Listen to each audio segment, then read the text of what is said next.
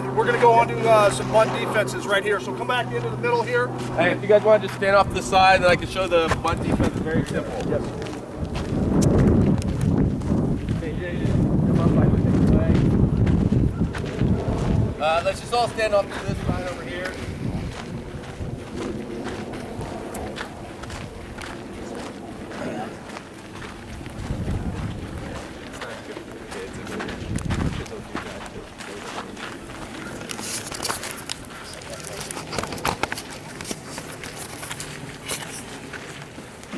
Okay, so both offensively and defensively, this has become a lost art. The idea of bunting the baseball. A lot of people are like, "Oh, you're just giving away outs." I don't believe that. That's not my philosophy. I'm a true believer of bunting. I've seen it at the high school level, and I watched third baseman try to come up with routine sack bunt and just airmail it out to first base. So again, don't be afraid to have kids sacrifice bunt. All right. A good thing that I like to do, and this is just the offensive part, is when I was calling the offense at St. Francis, I would start off with a drag. All right. So where we could show and he could pull back if it needs to be. All right. He doesn't get that down, then we went to a sack. All right. Offensively, what you guys need to understand, when there's a runner on first for the bunt, offensively, you want that first baseman fielding that bunt. All right. So it's about that angle. We'll get into that later on. When they're running off first or second only, that bad angle needs to be to the third baseman, and that third baseman fields the ball that way. Anything back to the pitcher, obviously, not good, okay? Bunt defenses, all right? It's very simple. There's three that we run, and they're very simple. Runner on first with no one out. You know they might be sack bunting. It's early in the game. You're not sure. You're going to have Jay come up right here. For Mission City, it's a very simple signs that you get to do. As you get older, all these catchers are doing all this stuff, and it's basically whenever they touch multiple times is what they're doing. So for at Mission City, I'll do this. So I'll hold this up right this. If there's a runner on first base right now, no out. This is our sign right here. That means he's staying home, he's charging on a bunt. Very simple, all right? He's charging on a bunt, we're getting an out. If we don't have what's called a double crash, if we have one guy crashing, unless it's a hard bunt right at the player, or at the pitcher and we can get it to two, great. Otherwise, prepare to get that out at first and just settle for that out. Okay, be happy with that out. Because what happens is we don't make that play and get that nice out, now they have first and second, or if we overthrow, they have second and third. So again, emphasize getting that out.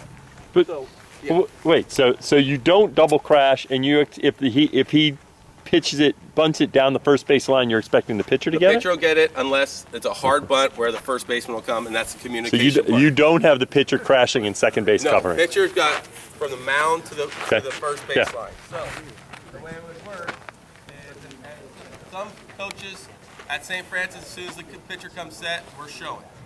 Some coaches, when this leg kick comes up, that's when they're showing. So right here, his eyes are on me. As soon as my leg comes up, he transfers home, he sees what's going on, okay?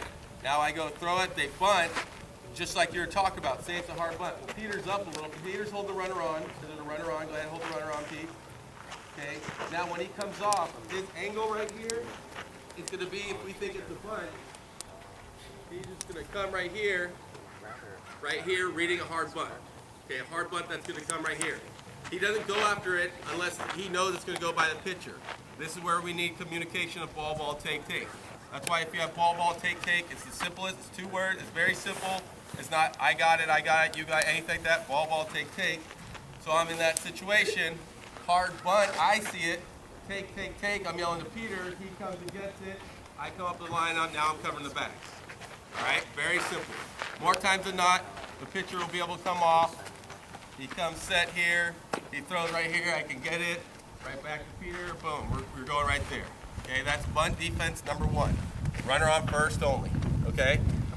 If it's late in the game and you're trying to get that lead out and you need a double crash, which means both guys are coming hard, we're trying to get the lead out. At the higher level, you need to tell the players, set yourself up to look to second base. So as these guys are crashing, if I'm at third base, I'm gonna field this ball open, ready to go there. If it's not there, then I can adjust there, okay? The way the timing works is very simple, Jay. So what happens is, I'm gonna come here, Peter, you're up, right next to you, stay on the back, the runner up first. As soon as I come set, both guys go. Okay, so I'm right here. I come set, go, hard. So you're crashing. Just try it again, So as soon as I come set, crash right to the plate. Okay, when he crashes, so his eyes at second, we know they're bunting. The only time you put this on is when you know they're bunting.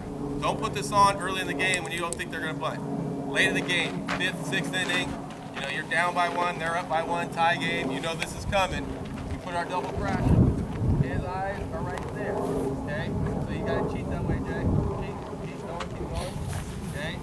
He goes there when he breaks. You guys break when I come set. Go.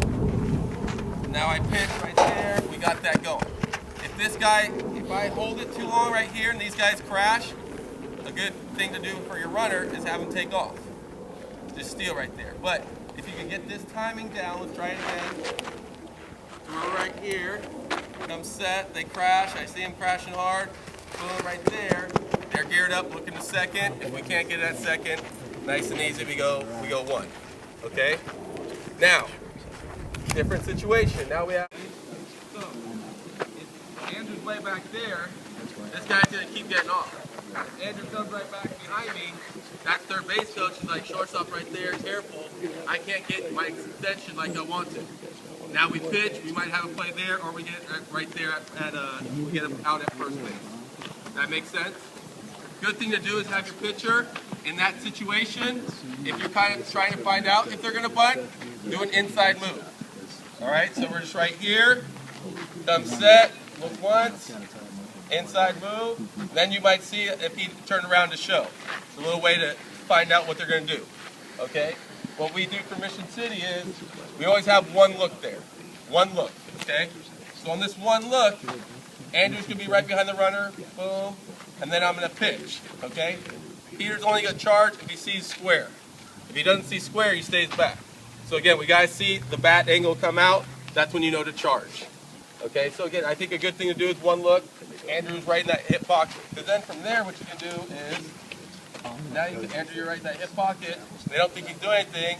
One look, Andrew goes daylight. Boom. That's a good thing to show also.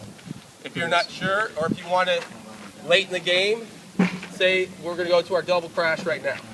Okay, we're going to go to our double crash right now. We know it's late in the game, tie ball game. They're trying to get this runner over. First thing to do is, the very simple one is, we're going to do the same thing. One look. You're just going to come here. One look, daylight. Okay? Now this time, what Andrew's going to show is he's going to pretend like he's daylight. He's going to go in front of the runner, so he's going to go around the runner. So, Ted, go to the mound. So we're going to do double crash right here. Peter up, Jay up a little bit. So Ted looks, we go daylight the first time. Boom, right there, okay? This time, as soon as you see me move, Jay, as soon as you see me move, you guys crash. Now we go here, fake daylight. Now he's going, boom, he went back, and we're right there. So what happens is now as a third base coach, you're like, back. Guy comes back, we pitched, we got that out right there. Okay? Again, these are very simple bunt defenses. All right? You either play for the out at first, or you're going to get the lead out. Lead out's a double crash, which means you can do any kind of those things. You can also do one where the shortstop wraps around, second baseman comes in, and you have a back pick there. One thing with this, and then the cuts and relays, is we're talking about this, and the heads may be spinning like, well, I don't know if we can do this, I don't know if this is going to happen. And the one thing that we said is, the one thing that makes this all work is what? Your shortstop. Whether it's cuts and relays, we have that guy that moves out and understands the responsibility. With the bunt defenses, the one guy that makes it all work, and it doesn't change at the high school or the pro level, the shortstop makes it all work. Okay, so if you're wondering, can I do this? If you have a guy, if you have a shortstop that's got a little bit of savvy, which probably most of our teams, that's where one of your guys are going to be. That guy, everything feeds off that guy, right? It's like Andrew Luck, right? Same team, and all of a sudden you add the quarterback, and now they're playoff. I mean, same thing here. Shortstop makes it all work. I think again, just like what Ted was just saying, you keep it simple. Like at the younger age, if they do start to bunt, just keep it to one guy crashing and one guy staying home. The last thing is just continue to rep this and don't move on to something else when a majority of the kids are not getting it. Because yes, some of the other kids might get it, but you're doing a disservice to those kids and to your team because they're not going to game. So I know we have, practice plans and we got this, and this. We got to get this in, but if they're not getting it, don't move on. When I was at Fremont, we had some of the not smart baseball players. I spent 2 or 3 days on this bunt defense because until everyone got it right, there's no reason to move on, because then you get into a game and you're expecting them to do it right when they failed routinely in practice, and then you expect a miracle to happen and now they get it. So again, any drill that we showed you, all this stuff, continue to rep them until they get that. Don't move on just to get to something else because you feel like it's getting boring. You got to keep this. That's a way to get a better baseball player. Any other game strategy type questions or things that you've come across? This is our chance, other than when the day is done, to kind of ask those. We've got 2 things left with hitting, and then with practice planning that we're going to talk about. Base running wise, we're taking that out because we've gone over on some things. But as far as this goes, any questions here for the group as far as cuts and relays or bunt defenses? Throw it over to first. I mean, it's a running lead. Okay. So how many times do you throw over what's proper? It just you dictate that. The game dictates that. You get a guy that keeps leaning over there. The best thing to do to that also is to mix it up. Like if you have a kid that always picks, and then start teaching the older kids to pause, then pick, pause, pitch. And now the guys over there, all of us have played. We got that lead. You're nervous about that guy picking. All right. So if you can mix it up, the looks, what we call mix up those looks, and vary your timing. That's a way to isolate rather than pick over 100 times. Just vary the timing. Come set, pitch. Come set, hold, pitch. Come set, hold, pitch. You're messing with them. I think a sign. What's that? You have a sign for a throw over? You can go pinky. Some guys go pinky. Some guys go like this. This will be a quick pick. This will be a hold and pick. Just different things. Again, it depends on the level of kid and what they can retain. I think with that too, the one thing that I do is, or that I tell guys, is I always try and put it back in the hands of the pitcher, and that is, we'll do our things, we'll pick over when we can. A lot of things might talk, but if we make our pitches, it doesn't matter. Okay, and I think that other than the amount of money and the prima nature of pro baseball, okay, I think that's sometimes the philosophy they take is, right, okay, you see guys, Lincecum's a great example. When he pitched at the University of Washington, his ability to hold runners and pick was phenomenal.